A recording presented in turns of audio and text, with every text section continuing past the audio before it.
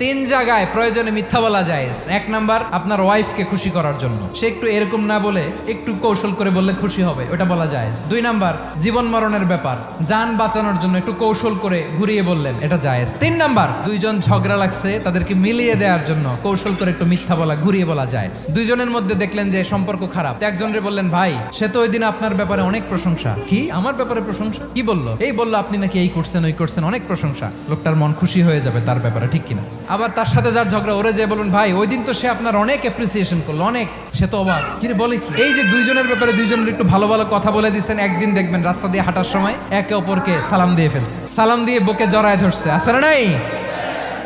আবার মিলমিশ হয়ে গেছে। কিন্তু আমাদের স্বভাব হইলো, দুই প্রতিবেশী যদি একসাথে বসে একসাথে হাঁটে, দূর থেকে দেখলে আমাদের জলে, আছে না নাই? ঘটনা কি? এই দুইটার মধ্যে এত মিল কে? এই দুইটার মধ্যে গিরিঙ্গি লাগানো যায় কিভাবে? আল্লাহর কাছে তওবা করেন, এই মানসিকতার যেন আমরা না হয়, আমরা মিলিয়ে দিব।